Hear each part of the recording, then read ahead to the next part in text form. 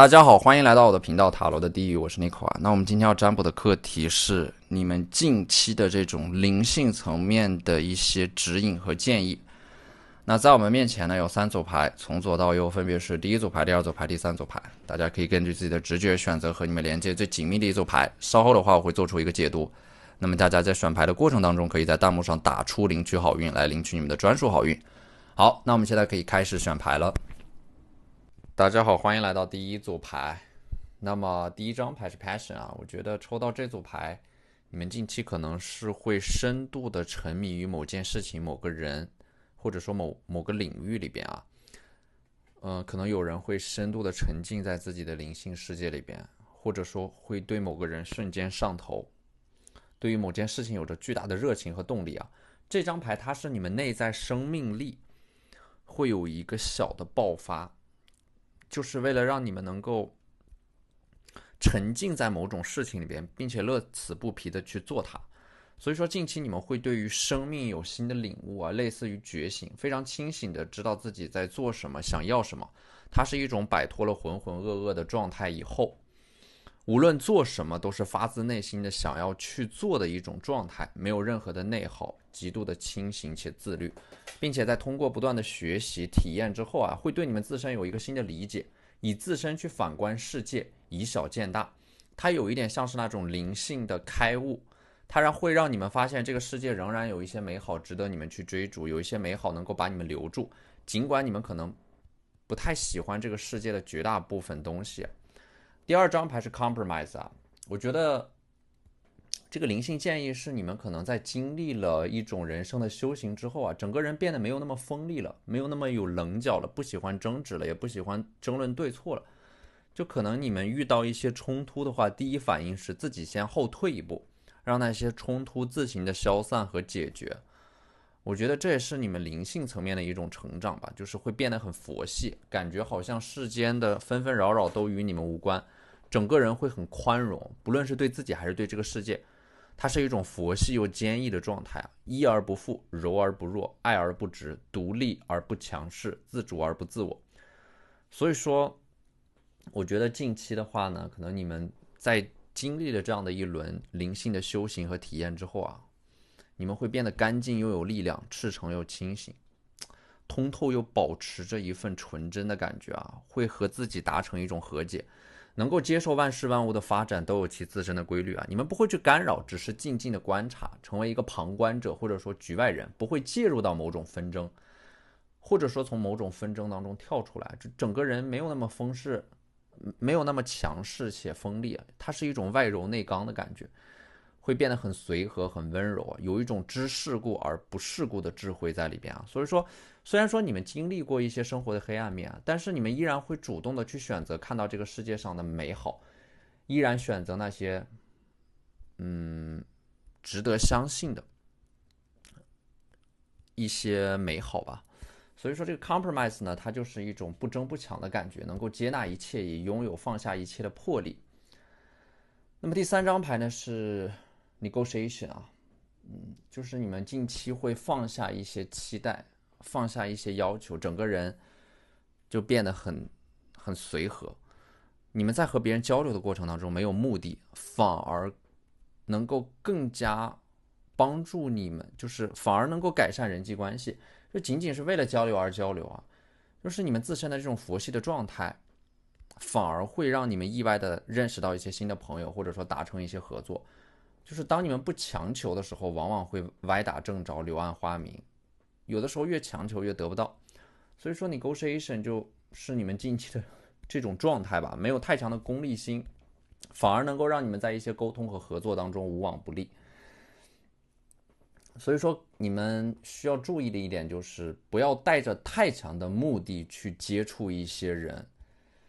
或者说在发展人际关系的过程当中，不要抱着太强的目的，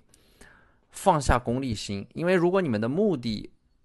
性太强的话，可能说在谈判的过程当中，在交流的过程当中，就会瞻前顾后，顾此失彼，又畏首畏尾。当你们放下了一些内心的执念以后啊，整个人反而会变得通透且豁达，不计较得失，只做自己该做的事情，剩下的结果让它顺其自然。第四张牌的话，我觉得近期可能会有一个人来拜访你们，可能会对你们就是说会对你们自身的思维啊、灵性啊有一些启发。就是本身这个人他是很通透的啊，活得很通透、很有智慧的一个人。你们在交流的过程当中会启发你们的这种灵性和智慧。近期会有一个人闯入到你们的生活里，可能会加速一些事情的发生。而这张 Virgo 啊 Analyze 啊，这个处女座啊，近期你们可能会有意识的进行一些冥想啊、灵性的修行，会让你们整个人变得拥有一种非常敏锐的洞察力、觉察力，能够看到一些别人所看不到的细节，会通过自己敏锐的观察力，发现一些事情的真相，或者说提前的觉察到一些事情发展的苗头，趋利避害啊。你们会把这种敏锐的观察力变成自己的一种保护罩，同时你们也会把这种敏锐的觉察能力转化为一种创造力，把这种天赋显化。可能说近期你们会去做一些创造性的活动，比如说描写一些非常细腻的情感，它会有一个内容生产的过程吧，创作一些直击人心的画作。但是你们要注意啊，就是你们自身的这种敏感呢，不要让自己过多的陷入到那种爱恨的纠葛里边啊，要有一种边界感，要和一些人事物划清界限的感觉，这样才能够更好的保护自己。那么抽到了一张白羊座 I am，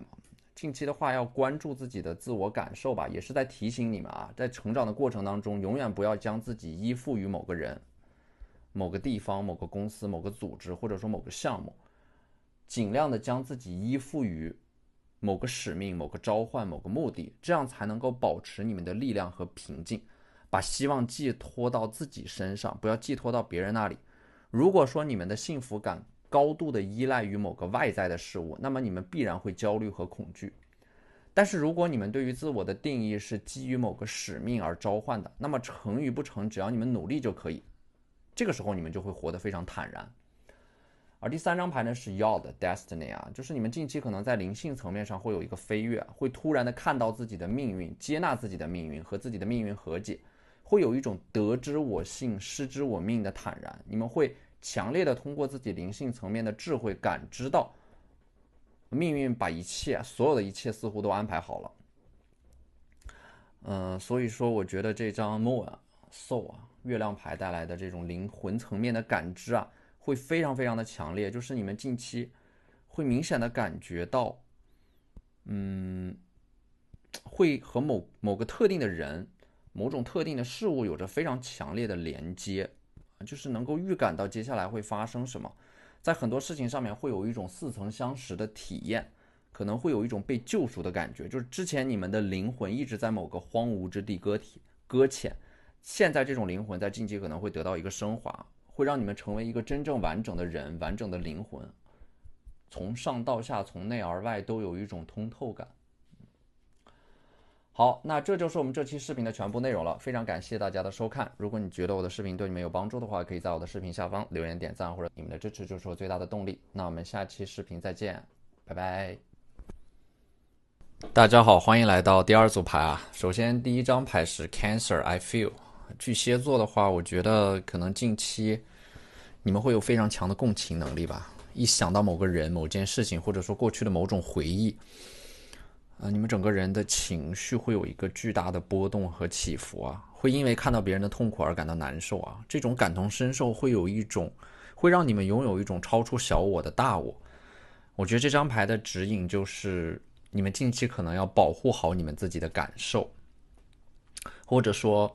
你们自身的这种情绪啊感受在近期会有一个剧烈的波动，可能说它会给你们造成巨大的内耗啊，所以说不要过于考虑别人的想法，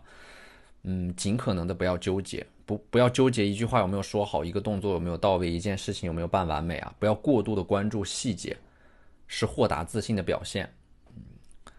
所以说我觉得 feel 啊，就是保护好你们的感受吧。然后第二张牌是 abundance 啊，它是富足啊，它是一种可能说近期你们会有一种物质层面的收获，或者说你们精神层面上会变得非常的富足且充实。也许是你们近期可能会尝试着让自己忙碌起来，因为忙碌本身它就有一种治愈的作用啊。可能你们一个人会默默的去做很多的事情，这张牌也对应的是近期你们整个人的效率会非常的高，可能会尝试着换一种方式去生活，通过自由的体验感受到一些新的能量。这张牌也暗示着你们近期会摆脱束缚啊，至少是在精神层面上，你们会摆脱某种执念，会获得一种相对的自由吧。这种自由呢，其实是你接纳你人生的各种命题，觉察，然后不断的去品味、回顾，不断的年复一年、日复一日的修炼这些课题啊。就是说你们在接纳自我、探索自由的这样的一种精神层面的世界的时候啊，它弥漫着各种各样的艰辛和坎坷，充满着枷锁和未知。你们在这个过程当中就是在寻找自己，成为自己。所以说我觉得这张牌就是你们近期会得到一种精神层面的富足，可能是你们在寻找自己的过程当中完成了一个里程碑式的这样的一种觉醒和顿悟啊，你们找到了自己，成为了自己。那么第三张牌是 Healing 啊，这是你们自身的一种灵性的觉察，会让你们突然的得到一种被治愈的感觉啊。这种治愈感呢，是你们通过给予或者说观察生命的成长所得到的。比如说你们通过一些非常简单的行为，比如浇花，看着花长出新叶，养一只宠物，看着它一点点长大，做饭，看着就是把菜从锅里盛到盘子里，再端到桌子上。而你们通过创造一些作品培育一个生命的成长，会真正意义上的受到疗愈啊，抚平你们内心的伤痕，缓解焦虑就是通过这种方式会治愈你们，并不是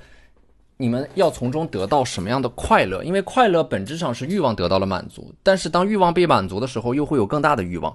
所以说我觉得这个凯龙星带来的一种治愈感啊，它是你们通过观察生命的成长和变化，通过观察自己的成长和变化，通过给予和付出，来让自己的灵魂获得片刻的安宁。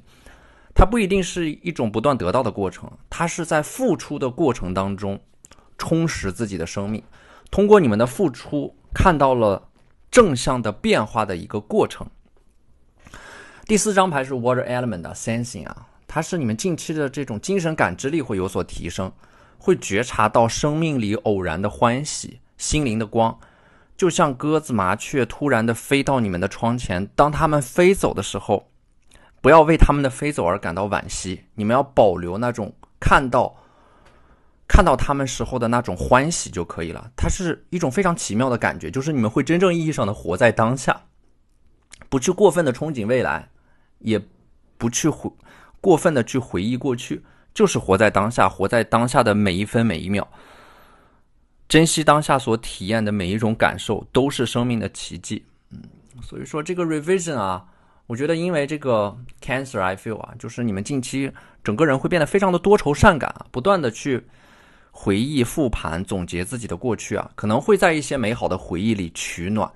想到自己曾经拥有的爱情啊，反而能够让你们找到一种勇气吧，继续往下走下去的勇气，通过过去的一些很美好的、很温暖的回忆。所以说近期的你们，我觉得这组牌的话，你们因为这种灵性层面的觉察力、感知力会有一个很大的提升，所以说你们会很感性啊，可能会被一些人事物触发一些过去的回忆，比如说某种旋律、某种气味，或者说某个声音，它会让你们有一种时光倒流的感觉，突然的回到了某个时刻里，再次体验那种微妙的感觉。第二张牌是 Ambition 啊，它是你们近期的话，我觉得会突然的找到人生的方向吧，类似于灵性层面有一个觉醒，知道自己要做什么，人生的轨道被再次的修正，会踌躇满志的去做一件很重要的事情啊，就是之前的你们可能一直都在沉睡，在冬眠，近期会觉醒，找到一个超越自己的更大的目标、使命和方向，并为此而努力和奋斗啊。第三张牌是 Reputation， 就是你们近期的影响力会有一个质的飞跃，很多人可能会通过某种特定的方式认识到你们，你们的影响力会有一个大幅的提升，或者说你们之前积累的一个好的名声，打造的一种人设吧，会让你们在近期得到很多意想不到的机会。而这个 instinct 它代表的是你们内在的直觉和第六感近期会非常的强烈，就是你们内心当中有一个声音在不断的和你们进行着某种对话，它正在变得越来越强烈。你们可能会在近期遵循那个声音的指引去做出一些选择和行动，尽管那个声音可能因为那个声音做出的选择和行动会让你们遭到一些世俗层面的阻力，但是你们清楚啊，这个阻力越大，就越变相的说明这个指引的正确，或者说这个选择和行动的必要性。因为那个声音是来自于你们的灵魂深处，宇宙给你们的指引。当你们开始这样做的时候，那么你们在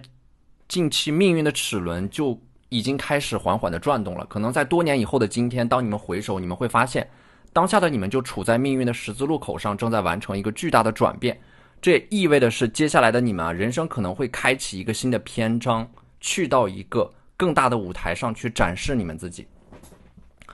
好，那这就是我们这期视频的全部内容了，非常感谢大家的收看。如果你觉得我的视频对你们有帮助的话，可以在我的视频下方留言点赞，或者你们的支持就是我最大的动力。那我们下期视频再见，拜拜。大家好，欢迎来到第三组牌啊。那么第三组牌的话，我们抽到第一张牌 Innocence 啊，关于灵性层面的一个指引的话呢，可能说近期你们要回到一种简单的生活和状态里边啊，它是一种返璞归真。